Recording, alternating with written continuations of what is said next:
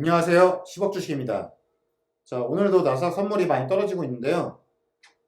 자, 나스닥이 정말 끊임없이 떨어지고 있는 중입니다. 그래서 이 사태 해결 방안이 뭐가 있을지 제 개인적인 생각을 오늘 좀 말씀드리겠습니다. 자, 현재 지금 미 시장은 인플레이션 수치가 많이 올라갔기 때문에 조금 더 공격적인 긴축을 할 수 있다. 이것에 대한 두려움으로 떨어지고 있는 겁니다. 거기에다가 중국에서 또 봉쇄 우려가 또 나오면서 악재가 또 악재와 겹치면서 시장은 크게 떨어지고 있습니다. 그래도 가장 중요한 것은 결국에는 금리 인상이죠. 그 나스닥 선물은 연준의 공격적인 금리 인상에 베팅을 하면서 크게 떨어지고 있는데요. 0.5가 아니라 0.75를 예상하고 있다 이겁니다. 하지만 제 개인적인 생각으로는 0.75를 올리기에는 좀 무리가 있을 거다. 그래서 이번 주에는 0.5로 올리지 않을까. 뭐 저 개인적으로 그렇게 생각을 하고 있습니다.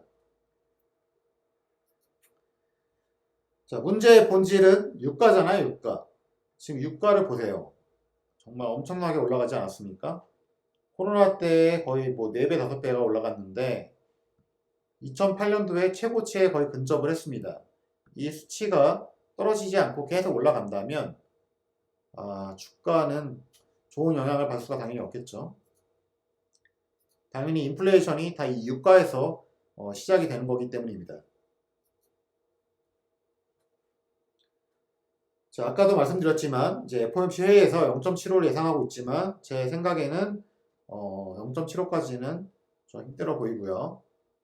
0.5 정도로 올릴 것으로 보이고 중요한 것은 9월에 이제 0.25는 이제 없어졌고 9월과 10월에 0.5 아니면 0.75 이렇게 올릴 수도 있겠죠. 아무튼 그런 부분이 지금 시장에 선반영되고 있다. 근데 제가 생각할 때는 금리 인상한다고 인플레이션이 잡히나요? 뭐 수요는 둔화시킬 수 있겠지만 지금 문제의 본질은 그런 게 아니잖아요. 식료품과 유가가 문제인 거잖아요. 이것은 그냥 필요한 것이기 때문에 수요를 약화시킨다고 떨어뜨릴 수 있는 게 아닙니다. 제가 생각할 때는 이거는 재정정책이 아니라 긴축으로 해결해야 될 문제가 아니라 정치적으로 해결해야 된다 이 얘기죠. 제가 생각하는 지금의 폭락을 해결할 수 방안은 미국 정부가 빠르게 움직여야 됩니다. 러시아 우크라이나 전쟁을 끝내거나 그래서 협상을 하던가 뭐 예를 들면 돈바스 지역을 러시아한테 주고 뭐 평화 회담을 통해 가지고 휴전선을 만드던가 그것도 안 되면 경제 제재부터 풀어야 됩니다. 아니면 사우디의 협조를 구해가지고 증산을 해야 됩니다. 사우디에 얼른 날아가서 협상을 해야 됩니다. 오해를 풀고 잘 지내자고 해야 됩니다.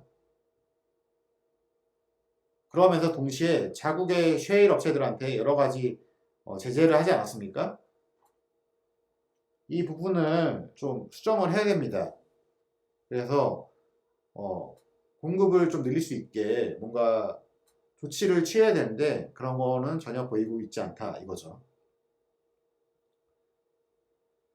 자, 그러면서 이란과 베네수엘라 등의 그 원유가 많이 나는 나라하고 협상을 해야 됩니다.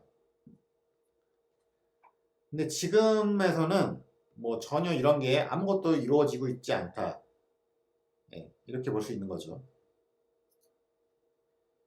자, 러시아 경제 제재를 한다고 했는데 정말 효과가 있는지는 저는 정말 의문입니다. 왜냐면 러시아는 원유를 잘 팔고 있어요. 중국이나 인도를 통해서 잘 팔고 있고 그 다음에 유럽에도 뭐 섞어가지고 잘 팔고 있는 것처럼 보입니다. 그래서 루블화는 거의 다 만회를 했어요. 그렇기 때문에 이 경제 제재가 정말 의미가 있는 건지 잘 모르겠다 이겁니다. 자, 이 상황에서 뭐 엑손이 돈 많이 벌었다 뭐 이런 얘기를 하고 있는데 이게 무슨 의미가 있는지 잘 모르겠어요. 지금은 공급을 늘려야 될 텐데 왜 이런 얘기를 하고 있는지 잘 모르겠다 이겁니다. 자, 베네수엘라 같은 경우에도 지금 마두로 정권 아니겠습니까? 얘네가 거의 이제 반미 정권이기 때문에 반미 독재 협상이 제대로 진행이 되고 있지 않은 것 같습니다. 그리고 미국에서 미는 정치인이 따로 있겠죠. 그래서 친미 정부를 만들려고 하는 것 같은데 당연히 협상이 제대로 이루어지지 않을 겁니다. 자, 거기에다가 또 바이든 정부에 들어서자마자 캐나다와 미국 이 송유관 사업을 또 취소했습니다. 오바마 때 중단했다가 또 트럼프 때 재개했다가 다시 또 중단을 했죠. 그러니까 이 친환경 정책도 좋은데 어떤 정책에 일관성이 있어야 되잖아요. 그런 것들을 지금 다 막고 있다 이겁니다. 그러면은 뭐 중동이나 뭐 그런 데 가서 협상을 잘 하던가 이것도 저것도 아닌 상황이라 이겁니다.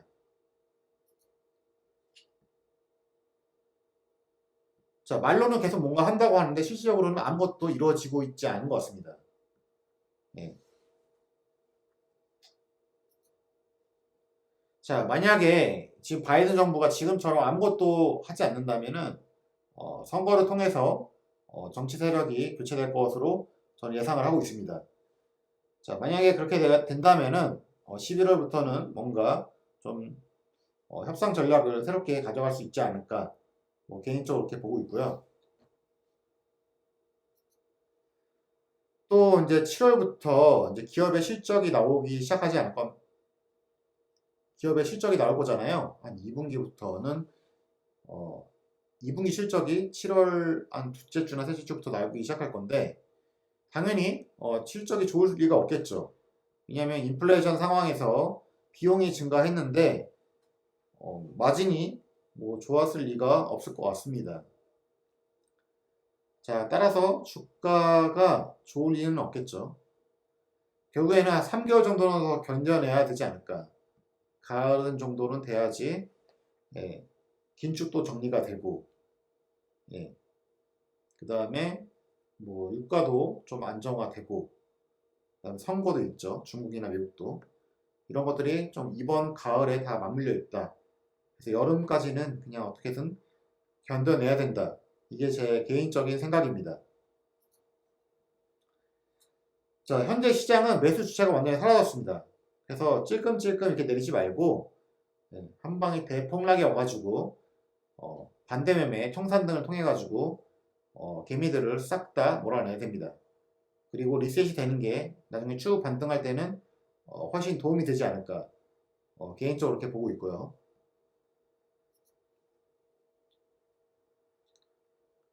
자, 그러면 그냥 지금 전략이 뭐냐? 지금 전략 같은 건 없습니다. 그냥 아무것도 안 하고 가만히 있는 게 최상의 전략이라고 저는 개인적으로 생각하고 있고요. 인플레이션 둔화가 오고 유가가 내려갈 때까지 그냥 버텨야 됩니다. 지금은 매수든 매도든 해야 될 타이밍이 좀 아닌 것 같고요. 매수도 조금 진정이 된 다음에 하는 게 좋지 않을까. 지금은 조금 좀 인내해야 될 것 같습니다. 아무튼 좀 많이 힘드시겠지만 한 3개월 정도만 좀 버텨나가면 어떨까 개인적으로 이렇게 생각을 하고 있습니다. 자, 오늘 영상은 여기까지 하겠습니다. 감사합니다.